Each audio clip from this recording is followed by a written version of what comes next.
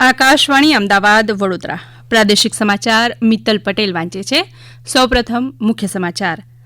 રાષ્ટ્રપતિ દ્રૌપદી મુર્મુએ ન્યાય આધારિત વિકસિત ભારતને આકાર આપવામાં ન્યાય સહાયક વિજ્ઞાનની ભૂમિકા પર ભાર મૂક્યો. રાષ્ટ્રપતિએ ભુજના સ્મૃતિવન અને સંગ્રહાલયની મુલાકાત લીધી. ધોરડોમાં વિવિધ કારીગરો સાથે સંવાદ કર્યો. યાત્રાધામ અંબાજીમાં 1,200 કરોડ રૂપિયાના ખર્ચે વિકાસ કરાશે. સુરતની શિવશક્તિ કાપડ બજારમાં લાગેલી આગ 36 કલાક બાદ કાબૂમાં લેવાઈ અને રાજ્યમાં આગામી 3 દિવસમાં ગરમીથી આંશિક રાહત મળવાની હવામાન વિભાગની આગાહી. સમાચાર વિગતવાર. રાષ્ટ્રપતિ દ્રૌપદી મુર્મુએ ન્યાય આધારિત વિકસિત ભારતને આકાર આપવામાં ન્યાય સહાયક વિજ્ઞાનની ભૂમિકા પર ભાર મૂક્યો છે. આજે ગાંધીનગરમાં રાષ્ટ્રીય ન્યાય સહાયક વિજ્ઞાન વિશ્વવિદ્યાલય NFSUના 3જા પદવીદાન સમારોહને સંબોધિત કરતા શ્રીમતી મુર્મુએ ભારતીય વારસાને આધુનિકતા સાથે જોડનારા અને તમામ લોકોને ન્યાય સુનિશ્ચિત કરનારા વિકસિત ભારતના દ્રષ્ટિકોણ પર પણ પ્રકાશ પાડ્યો હતો. શ્રીમતી મુર્મુએ વિજ્ઞાન અને ટેકનોલોજીના માધ્યમથી ઝડપી તેમજ સુલભ ન્યાય પ્રક્રિયા માટે વિદ્યાર્થીઓને પ્રવૃત્ત થવા અનુરોધ કર્યો હતો. આ ઉપરાંત તેમણે ગુનાઓના બદલાતા સ્વરૂપને ધ્યાને રાખી સમયસર ન્યાય અપાવવામાં ન્યાય સહાયક વિજ્ઞાનના વધતા મહત્વ પર પણ ભાર મૂક્યો હતો. फोरेंसिक एविडेंस पर आधारित निष्पक्ष और त्वरित न्याय उपलब्ध कराना आपका लक्ष्य होना चाहिए. आप सभी को अंत्योदय की भावना के साथ कार्य करना चाहिए ताकि समाज के अंतिम व्यक्ति तक समय से न्याय पहुंचे सके तथा आर्थिक सीमाओं के कारण कोई व्यक्ति न्याय से वंचित ना हो. આ પ્રસંગે મુખ્યમંત્રી ભૂપેન્દ્ર પટેલે ગુનેગારોને પકડવામાં અને ન્યાયાલયમાં ગુનાને સાબિત કરવામાં ન્યાય સહાયક વિજ્ઞાનની ભૂમિકા મહત્વની હોવાનું જણાવ્યું હતું. यहाँ से पढ़ने वाले छात्र अपनी प्रतिभा और योग्यता से न्याय प्रक्रिया को और सरल और त्वरित बनाएंगे. राष्ट्रीय न्यायालयिक विज्ञान विश्वविद्यालय अनुसंधान और नवाचार में भी अग्रणी है. ये बहुत ही सराहनीय बात है कि इस विश्वविद्यालय के 83 देशों को क्षमता निर्माण में मदद की है.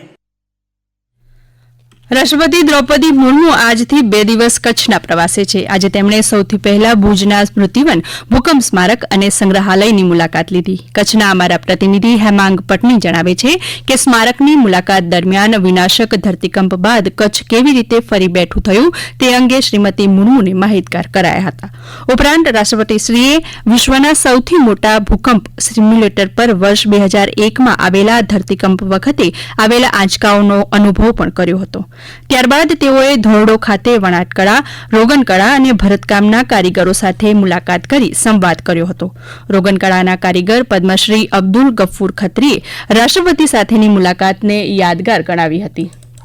એમને બહુ પ્રભાવિત થયા. બધી કળા 3-4 કળા જે અહીંયા મૂકેલી છે એમાંથી રોગન આર્ટનું અમે ખાસ પરિચય આપ્યું અને એને બારેમાં સમજાવ્યું તો એમણે ખરી કીધું કે इसको तो हाथ का बहुत कंट्रोल चाहिए और बहुत धीरज का काम है. અને રોગન આર્ટનું એક સદભાવનાનું પ્રતીક એવો કલ્પવૃક્ષ યાની કે ટ્રી ઓફ લાઈફ પ્રતીક અમે લોકોએ એમને સન્માનમાં ગિફ્ટ આપ્યું છે. બનાસકાંઠામાં આવેલા સુપ્રસિદ્ધ યાત્રાધામ અંબાજીમાં મંદિરથી ગબ્બર ટેકરી સુધીના વિસ્તારનો 1,200 કરોડ રૂપિયાના ખર્ચે વિકાસ કરાશે. ગુજરાત વિધાનસભા ગૃહમાં આજે પ્રશ્નોત્તરી દરમિયાન મંત્રી ઋષિકેશ પટેલે આ માહિતી આપી હતી. તેમણે કહ્યું, અંબાજી મંદિર, ગબ્બર ડુંગર મંદિર અને 51 શક્તિપીઠને જોડતા શક્તિ કોરિડોરમાં આવતી સરકારી જમીનમાં કરાયેલા 79 જેટલા બિનઅધિકૃત બાંધકામ દૂર કરાયા છે.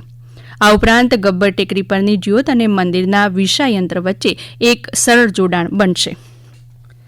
ગુજરાત વિધાનસભા ગૃહમાં આજે અંબાજીના વિકાસ, અમરેલી દુષ્કર્મ કેસ સહિત અનેક મુદ્દાઓ ઉઠ્યા હતા. ગાંધીનગરના અમારા પ્રતિનિધિ દુર્ગેશ મહેતા જણાવે છે કે અંબાજીના વિકાસ મુદ્દે ગૃહમાં બંને પક્ષે વિશેષ ચર્ચા કરવામાં આવી. કોંગ્રેસ નેતા અમિત ચાવડાએ ગૃહમાં સરકારને ઝોન ફેર અંગે મળેલી અરજીઓ અને ખાણ ખનીજ વિભાગમાં ખાલી જગ્યાઓ ભરવા અંગે પણ પ્રશ્ન પૂછ્યો હતો. બીજી તરફ રાજ્યકક્ષાના મંત્રી જગદીશ વિશ્વકર્માએ વિધાનસભા ગૃહમાં ભ્રષ્ટાચાર કરતા અધિકારીઓ સામે કડક કાર્યવાહી થઈ હોવાની સ્પષ્ટતા કરી હતી. કોંગ્રેસ નેતા જિગ્નેશ મેવાણીએ સુરેન્દ્રનગરના મૂડીમાં 3 શ્રમિકના ગેસ કળતરથી થયેલા મૃત્યુ અંગે ગૃહમાં પ્રશ્ન પૂછતા મંત્રી બળવંતસિંહ રાજપૂતે જવાબ આપ્યો હતો. આમ આદમી પાર્ટીના ધારાસભ્ય ઉમેશ મકવાણાએ બોટાદ જિલ્લામાં 1 વર્ષમાં અપાયેલા લાયસન્સ અંગે પ્રશ્ન પૂછ્યો હતો. આ ઉપરાંત અમરેલી જિલ્લામાં બનેલી દુષ્કર્મની ઘટના અંગે પણ સત્તાપક્ષ અને વિરોધ પક્ષના નેતાઓ સામે નિવેદન કર્યા હતા. રાજ્યમાં સેવા સેતુના 10 તબક્કામાં કુલ 3 કરોડથી વધુ નાગરિકોની સમસ્યાઓનું સ્થળ પર નિરાકરણ કરાયું છે. આ અંગે માહિતી મંત્રી ઋષિકેશ પટેલે જણાવ્યું, અત્યાર સુધીના 10 તબક્કામાં કુલ 3,07,63,953 અરજી મળી છે, જે પૈકી કુલ 3,07,30,659 અરજીઓનો નિકાલ કરાયો છે. મુખ્યમંત્રી ભૂપેન્દ્ર પટેલે ગાંધીનગર ખાતે દિવ્યાંગ સમૂહ લગ્નોત્સવમાં 12 મૂકબધિર નવદંપતીઓને આશીર્વાદ આપ્યા હતા. આ પ્રસંગે તેમણે અંદાજપત્રમાં સંત સુરદાસ યોજના હેઠળ કરાયેલી જાહેરાતની માહિતી આપતા કહ્યું કે આને પરિણામે વધુ 85,000 જેટલા દિવ્યાંગજનોને વાર્ષિક 12,000ની સહાય મળતી થશે.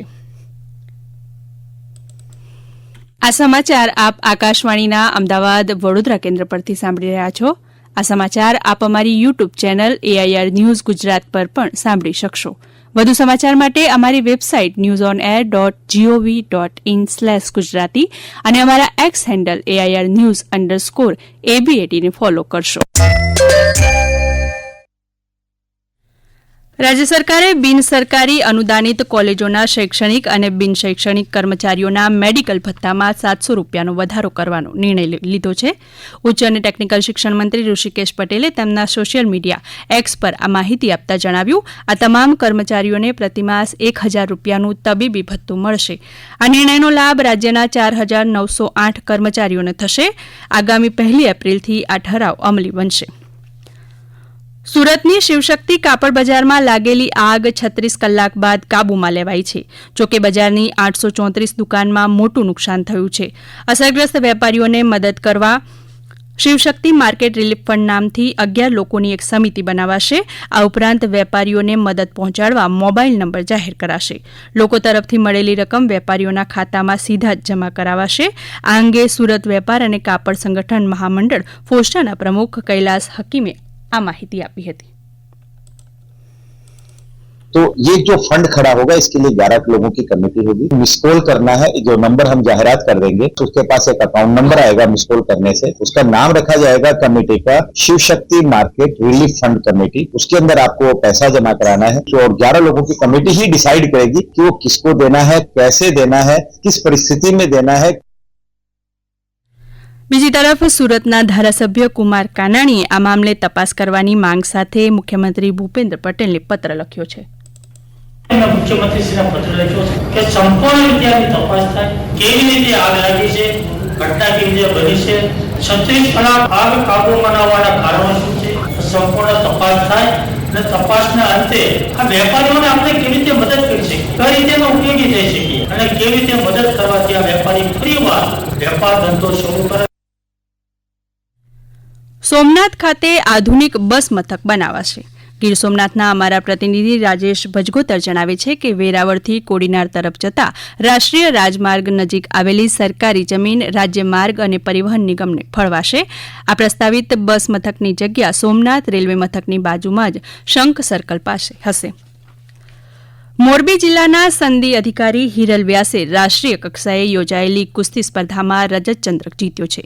તાજેતરમાં મહારાષ્ટ્રના પુણેમાં યોજાયેલી ઓલ ઇન્ડિયા સિવિલ સર્વિસ કુસ્તી સ્પર્ધા 2024-25માં ખેલાડીએ આ સિદ્ધિ હાંસલ કરી હતી. ચંદ્રક વિજેતાના યુવક સેવા સાંસ્કૃતિક વિભાગના વડા હિરલ વ્યાસે આ અંગે પ્રતિક્રિયા આપી હતી. गुजरात में कुश्ती में पहली बार सिल्वर मेडल आया है इस टाइम, तो मुझे बहुत खुशी है कि वो मेरी ओर से लाया गया है. और मैं मेरे सभी स्पोर्ट्स के भाइयों बहनों को कहना चाहती हूँ कि निष्फलता ही सफलता की चाबी होती है. અને રાજ્યમાં આગામી 3 દિવસમાં મહત્તમ તાપમાનમાં 2 થી 3 ડિગ્રી સેલ્સિયસનો ઘટાડો થશે. ત્યારબાદ તાપમાન યથાવત રહેવાની આગાહી છે. હાલ પશ્ચિમ રાજસ્થાન પર ચક્રવાત પરિભ્રમણ સક્રિય હોવાથી ગરમીમાંથી આંશિક રાહત મળશે તેમ હવામાન વિભાગના નિદેશક ડોક્ટર A.K. દાસે જણાવ્યું હતું. आने वाला अगले 7 दिन तक मौसम ड्राई रहेगा. उच्चतम तापमान है इसमें अगले 3 दिन तक 2 से 3 डिग्री सेंटीग्रेड कम होगी. फिर उसका आगे 2 दिन NLC कैटेगरी में जाएगी. उच्चतम तापमान रिकॉर्ड हुआ है गुजरात रीजन में हुआ है सुरेंद्रनगर 38.5 डिग्री सेंटीग्रेड. ઉલ્લેખનીય છે કે ગત 24 કલાકમાં રાજ્યનું મહત્તમ તાપમાન 37 ડિગ્રી સેલ્સિયસને પાર પહોંચ્યું છે, જેમાં સૌથી વધુ 38.5 ડિગ્રી સેલ્સિયસ સુરેન્દ્રનગરમાં નોંધાયું હતું. અંતમાં મુખ્ય સમાચાર ફરી એકવાર. રાષ્ટ્રપતિ દ્રૌપદી મુર્મુએ ન્યાય આધારિત વિકસિત ભારતને આકાર આપવામાં ન્યાય સહાયક વિજ્ઞાનની ભૂમિકા પર ભાર મૂક્યો. રાષ્ટ્રપતિએ ભુજના સ્મૃતિવન અને સંગ્રહાલયની મુલાકાત લીધી. યાત્રાધામ અંબાજીમાં 1200 કરોડ રૂપિયાના ખર્ચે વિકાસ કરાશે. સુરતની શિવશક્તિ કાપડ બજારમાં લાગેલી આગ 36 કલાક બાદ કાબૂમાં લેવાઈ અને રાજ્યમાં આગામી 3 દિવસમાં ગરમીમાંથી આંશિક રાહત મળવાની હવામાન વિભાગની આગાહી. આકાશવાણીના અમદાવાદ વડોદરા કેન્દ્ર પરથી પ્રાદેશિક સમાચાર પૂરા થયા.